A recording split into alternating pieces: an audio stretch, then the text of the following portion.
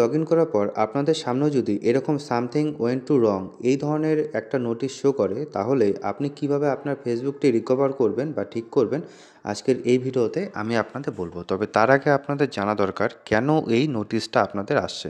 তো এটা মূলত ৩টা কারণের জন্য আসছে। প্রথমত, ফেসবুক আপনাদের কাছে একটা ভেরিফিকেশন চাচ্ছে যে আপনি সেই রিয়েল পারসন কিনা।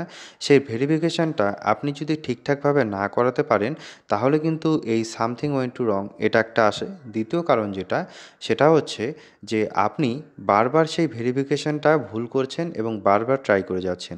এরকমভাবে করতে থাকলেও কিন্তু আপনার এই মেসেজটা শো করতে পারে। আর তৃতীয়ত যেটা, সেটা হচ্ছে যে আপনার ফেসবুক অ্যাকাউন্টটি ডিসেবল হয়ে গেছে, তারপরেও ১৮০ দিন বা ৯০ দিন এই সময় একটা দেওয়া থাকে আপনার ফেসবুকের যে ইনফরমেশনগুলো আছে সেগুলো ডাউনলোড করে নেওয়ার জন্য। তো সেই টাইমটাও পের হয়ে গেছে, তার জন্য কিন্তু এটা দেখাতে পারে। এবার প্রশ্ন হচ্ছে, কখন আমরা এই ফেসবুক অ্যাকাউন্টটিকে রিকভার করতে পারবো আর কখন পারবো না। দেখুন, আপনার অ্যাকাউন্টটি যদি ডিসেবল হয়ে যায়, আমি ৩ নাম্বার যে পয়েন্টটা বললাম, সেই ধরনের সমস্যার মধ্যে যদি আপনি পড়েন এবং আপনার এই ধরনের মেসেজ শো করে, তাহলে সেক্ষেত্রে কিন্তু সেই অ্যাকাউন্টটি আর রিকভার করা সম্ভব না। এবার প্রথম এবং দ্বিতীয় ক্ষেত্রে কিন্তু আপনি অ্যাকাউন্টটি রিকভার করতে পারেন। তার জন্য একটি সহজ স্টেপ আপনার নিতে হবে। প্রথমত, আপনি যে ফেসবুকটা ইউজ করছেন, সেই ফেসবুক অ্যাকাউন্টটা যে ফেসবুক অ্যাপে লগইন করা আছে, সেখানে অন্য কোনো অ্যাকাউন্ট লগইন করা আছে কিনা সেটা আপনার দেখতে হবে। যদি আপনার অন্য কোনো অ্যাকাউন্ট লগইন করা থাকে, তাহলে আপনি কি করবেন, প্রথমে চলে যাবেন আপনার ফেসবুক অ্যাপসে। ফেসবুক অ্যাপসে যাওয়ার পর আপনি চলে যাবেন অ্যাপ ইনফোতে। অ্যাপ ইনফোতে আসার পর আপনি ক্লিয়ার ক্যাচেজ এবং ক্লিয়ার ডাটা যা আছে সম্পূর্ণ এটা করে দেবেন। করে দেওয়ার পর আপনার ফেসবুক যে অ্যাপটি আছে সেটাকে আনইনস্টল করবেন। আনইনস্টল করে আপনার ফোনটি সুইচ অফ করে সুইচ অন করে আবার নতুন করে একটি ফেসবুক অ্যাপ আপনি ইনস্টল করে নেবেন।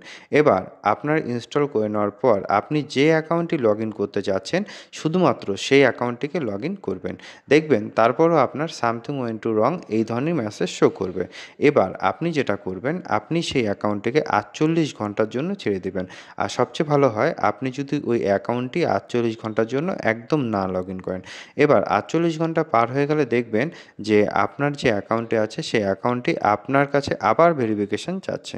তো এইবার আপনি সঠিক মতো ভেরিফিকেশন করে দিলেই আপনার এই প্রবলেমটা কিন্তু সলভ হয়ে যাবে। তো আশা করি আমি আপনাদের বোঝাতে পারলাম কিভাবে আপনি এই ধরনের প্রবলেম থেকে মুক্ত হবেন। যাই হোক, ভিডিওটা ভালো লাগলে ভিডিওটি অন্যদের সাথে শেয়ার করবেন এবং এই ভিডিওটা সম্পূর্ণ এডুকেশনাল পারপাসের জন্য বানানো। আপনাদের আইডি পাসওয়ার্ড কারো সাথে কখনো শেয়ার করবেন না। ধন্যবাদ।